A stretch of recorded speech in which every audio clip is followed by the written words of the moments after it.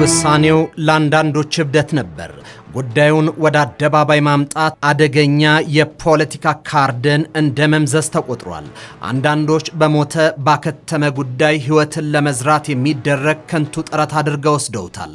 ሌሎች ደግሞ የስልጣን ዕድሜ ለማራዘም ወደ ሕዝብ የተወረወረ አጀንዳ ብለው አጣጣሉት። ከሻዕቢያና ከግብፅ ምንጣፍ ጎታቾች ውጭ ያሉ አስተያየቶች በህወሓት መራሹ ኢህአዴግ የሀገር ብሔራዊ ጥቅም ላይ መቆመር አፍራሽ ፕሮፓጋንዳ ሰለባ በመሆን የተሰጡ አስተያየቶች ነበሩ። ጠቅላይ ሚኒስትር አብይ ጥያቄውን ወደ አደባባይ ሲያመጡት በውስጥም በውጭም ጩኸት በርክቶ ነበር። አብዛኞቹ እሳያበጁ የኢትዮጵያ ዘመናት ጥያቄ ሊመልሱ ነው ሲሉ፣ ሌሎች ደግሞ የኢትዮጵያ ገናና ዘመን ሊስሉ ነው በሚል በባንዳና በባዳኖች ተቃውሞ አጋጥሟቸዋል።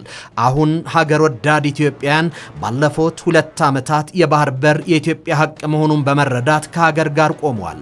ዛሬ የባህር በር ጥያቄ መጠየቅ ነውርነቱ አብቅቶ በክብር የሚያነሱት ብሔራዊ አጀንዳ ነው። መንግስት ጥያቄውን ያነሳው ኢትዮጵያንም የሚጠሉ ኃይሎች አፍነው ሳይገድሏት በፊት ህልውናዋን ለማጽናት የሚደረግ ግብግብ መሆኑ እርግጥ ሆኗል። አይኤስአይስ አልሸባብና አልቃይዳ በሚፈነጩበት ቀጠና ኢትዮጵያ ዘላቂ ሰላሟን ለማስከበር የባህር ዳርቻው ላይ መሰየም እውነትን የሀገር ልጆች ተቀብለውታል።